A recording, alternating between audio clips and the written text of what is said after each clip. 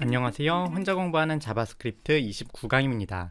오늘 강의에서는 5-1절의 확인 문제를 풀고 나서 5-1절의 남은 부분에 대해서 살펴보도록 하겠습니다. 5-1절의 남은 부분들은 지난 강의에서 살펴보았던 9버전에서 사용하던 방식을 다루는 것인데요. 앞으로 크게 쓸 일은 없겠지만 그래도 알고 있어야 이전 사람들이 만들어 놓은 코드를 읽을 수 있고 공부를 할 수 있으므로 간단하게만 다루도록 하겠습니다. 일단 확인 문제 1번입니다. A부터 B까지 범위를 지정을 했을 때 범위 안에 있는 숫자를 모두 곱하는 함수를 만들어 보라고 합니다. 이 함수의 이름은 multiply인데요. 실행 결과가 일단 좀 잘못됐네요. 실행 결과가 어떻게 되는지는 일단 만들어 보고 확인하도록 하겠습니다. 예제를 보면 어떠한 함수를 만든 뒤에 이 함수를 콘솔.log를 활용을 해서 출력을 하는데 multiply all 하고 매개 변수 2개를 넣고 있습니다. 따라서 함수의 이름은 multiply all이 되겠고요.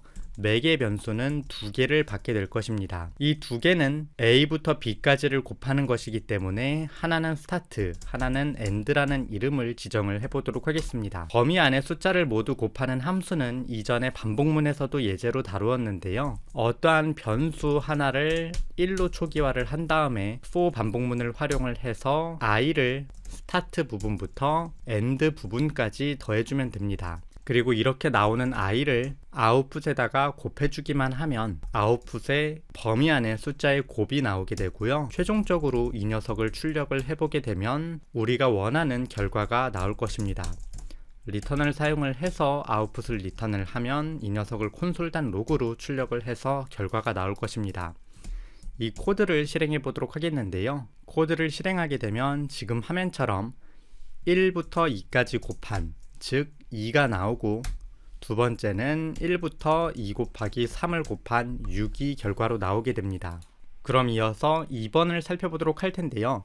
다음 과정에 따라서 최대값을 찾는 max 함수를 만들어 보라고 합니다. 일단 처음에는 매개 변수로 max 1, 2, 3, 4와 같은 배열을 받는 녀석을 만들어 보라고 하는데요. 여기에서 그냥 지정해 주는 대로 처음에는 배열을 매개 변수로 받는 녀석을 만들어 보도록 하겠습니다. 실행을 할 때는 매개 변수로 배열을 넣어서 지금 화면처럼 입력을 하겠고요. 아마 이렇게 입력을 하게 되면 달을 출력을 해야 정상일 것입니다. 이 함수는 이전에 만들어 보았던 min 함수와 크게 차이가 없는데요. 배열의 0번째를 일단 추출을 하고 최종적으로 리턴 아웃풋을 활용을 해서 아웃풋을 리턴하게 만들겠습니다. 각각의 반복문 안에서는 for of 반복문을 활용을 해서 배열의 반복을 돌도록 할 텐데요. 이때 앞에 있는 녀석은 값이라고 지정을 하겠습니다. 만약에 아웃풋과 값이 어떠한 관계가 있을 때 아웃풋에다가 값을 넣는다 라는 코드로 만들면 되는데요.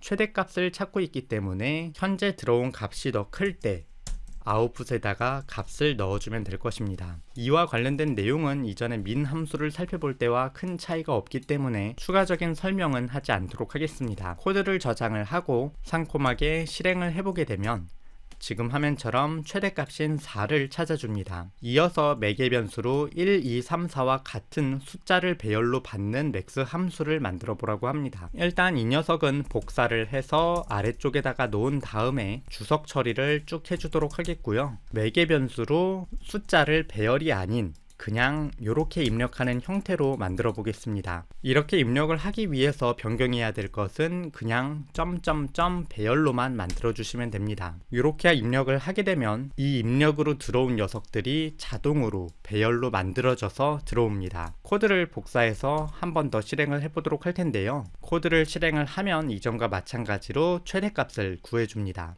그럼 이어서 마지막으로 두 가지 형태를 모두 입력할 수 있는 max 함수를 만들어 보라고 합니다. 사실 이건 이전의 강의에서 다루지 않았는데요. 이번 강의에서 코드를 한번 살펴보시면 어느 정도 쉽게 이해하실 수 있을 것입니다. 일단 이 위와 같은 형태로 입력을 해도 4가 나와야 되고 이 아래와 같은 형태로 입력을 해도 4가 나와야 합니다. 이 두 가지를 구분할 수 있는 기준은 첫 번째 매개 변수 자체가 배열로 들어오냐 아니면 숫자로 들어오냐를 활용을 해서 알 수 있습니다. 따라서 매개 변수로 첫 번째 요소라는 것을 받도록 하겠습니다. 그리고 이 나머지는 나머지라는 이름을 붙여주겠습니다. 가장 기본적인 방법은 이 첫 번째 요소가 배열인지 숫자인지 확인을 하는 것인데요. 타입 오브 첫 번째 요소가 넘버라면 같은 코드를 사용할 수도 있고, 책에서는 array.isArray라는 메서드를 활용을 해서 첫 번째 요소가 배열인지를 활용을 해서 구분을 하고 있습니다.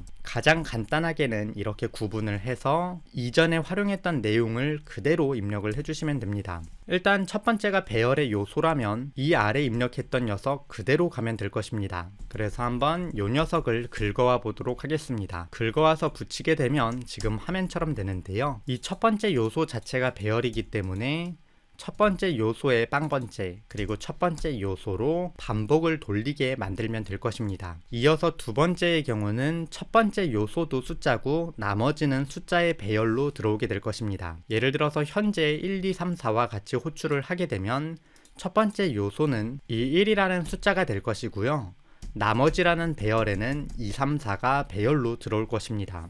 이것도 그냥 똑같이 만들어 주시면 되는데 첫 번째 요소로 초기화를 해주시고요. 나머지로 그냥 반복을 돌려주시면 됩니다. 그래서 이렇게 사용을 해주시게 되면 두 가지 형태로 모두 활용할 수 있는 맥스 함수가 만들어집니다. 책에서는 이 코드에 아웃풋을 선언하는 부분이라든지 아이템즈라는 배열을 만드는 부분을 바깥으로 빼서 이 코드를 더 짧게 만들고 있는데요.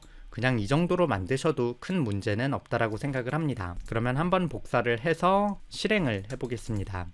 실행을 하면 둘 다 4를 출력하는 모습을 볼 수 있습니다. 이 코드가 내용이 복잡하기는 해도 그냥 따로따로 보면 그렇게 어려운 내용도 아니고 기본적인 조건문과 반복문의 결합인 내용이기 때문에 코드를 조금 보시면 쉽게 이해하실 수 있을 거라고 생각을 합니다. 그리고 이 정도 작성을 하실 수 있으면 기본적인 함수를 작성하는 데는 큰 문제가 없는 것이기 때문에 함수는 내가 어느 정도 사용할 수 있구나 라고 생각을 해주셔도 괜찮습니다. 그럼 이어서 214페이지에 있는 좀 더 알아보기 1번 9버전의 자바스크립트에서 가변 매개변수 함수 구현하기와 좀 더 알아보기 2번 9버전의 자바스크립트에서 전개 연산자 구현하기에 대해서 살펴보도록 하겠습니다. 이게 그렇게 어려운 내용은 아니지만 이게 뭔지를 아예 모르면 코드를 읽었을 때 이게 대체 뭐하는 코드인지 알 수가 없습니다. 따라서 간단하게 눈도장만 찍어주시면 좋을 거라고 생각을 합니다. 그러면 잠시 이 코드를 수정을 해서 기존의 배열 하나만 사용하는 형태로 변경을 해보도록 할 텐데요. 9버전의 자바스크립트에서는 지금 화면과 같은 전개 연산자와 같은 점점점 연산자가 없었습니다. 따라서 이 배열을 받을 때 다른 형태를 사용을 해야 했는데요. 그 형태가 매우 특이하게도 매개변수 자체를 입력하지 않는 것입니다. 이렇게 입력을 하고 함수 내부에서 사용할 수 있는 특별한 변수인 아규먼츠라는 녀석을 사용을 하게 되면 이 녀석이 가변 매개변수 함수처럼 들어옵니다.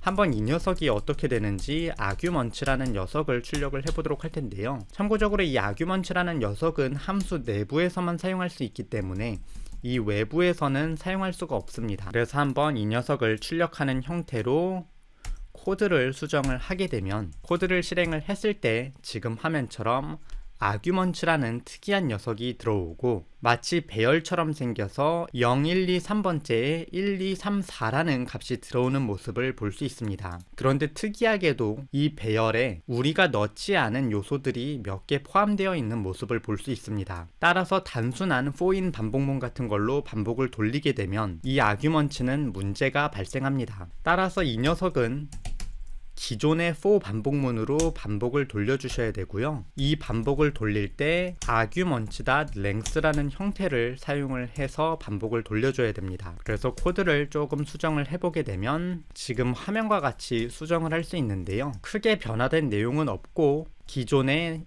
나머지 매개변수를 사용하던 녀석이 arguments로 교체가 되었다. 그리고 이 녀석을 배열로 반복을 돌릴 때는 for-in 반복문이나 for-of 반복문을 사용할 수 없다.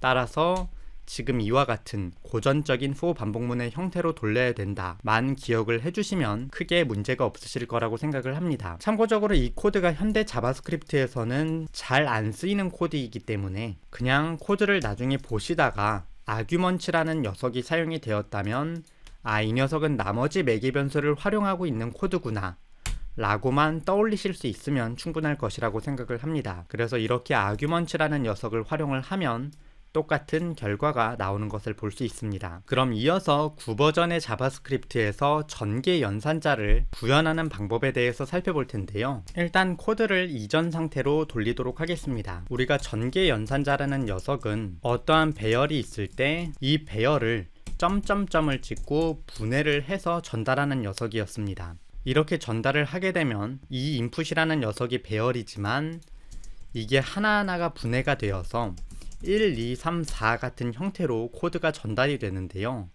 이 녀석은 최신 자바스크립트에서만 쓸 수 있는 연산자이기 때문에 9버전에서는 사용할 수가 없습니다. 만약에 이 코드를 다른 코드를 보다가 처음 보시면 대체 무엇 하는 코드인지 알기가 힘든데, 함수에다가 점을 찍고 apply라는 메서드를 호출해 주신 뒤에 무언가를 넣어 주신 뒤에다가 배열을 넣어 주시게 되면 이 배열이 지금 이러한 형태로 분해가 돼서 전달이 됩니다. 이 앞에 무엇인가를 넣는 거는 이후에 나오게 되는 컨텍스트라는 녀석인데요. 일단 지금은 아무것도 넣지 않는, 없다라는 것을 의미를 하는 널이라는 특수한 녀석을 입력을 해주도록 하겠습니다. 이 널과 관련된 코드는 이후에 다시 살펴볼 것이기 때문에 일단 이 코드가 이 위와 같은 코드라고만 기억을 해주시면 좋겠습니다. 이것도 그냥 눈도장만 찍어주시면 이후에 다른 사람들이 만든 코드를 보다가 이건 뭐 어플라이가 뭔지는 모르겠는데 전개 연산자 비슷한 거였으니까 이게 전개돼서 들어가겠구나 라고 생각을 할 수 있기 때문에 꼭 기억을 해주시면 좋겠습니다. 이 코드 같은 경우에는 현대에도 많이 볼 수 있는 코드 형태 중에 하나라서 이후에 또 다시 언급을 하도록 하겠습니다. 그러면 코드를 상콤하게 저장을 하고 실행을 해보도록 할 텐데요. 실행을 하게 되면 지금 화면처럼 똑같은 결과를 출력하는 모습을 볼 수 있습니다. 간단하게 5-1절의 내용을 모두 살펴보았는데요. 처음 공부를 하시게 되면 갑자기 살펴봐야 되는 문법의 양이 늘어서 어렵게 느껴지실 수 있습니다. 그래도 실제로 뜯어보고 나면 큰 어려움이 없을 것이라고 생각을 하므로 느긋하게 내용을 살펴보시면서 눈도장을 쿵쿵 찍어주시면 좋겠습니다. 그럼 오늘 강의는 여기까지 되겠고요. 다음 강의에서 뵙도록 하겠습니다. 감사합니다.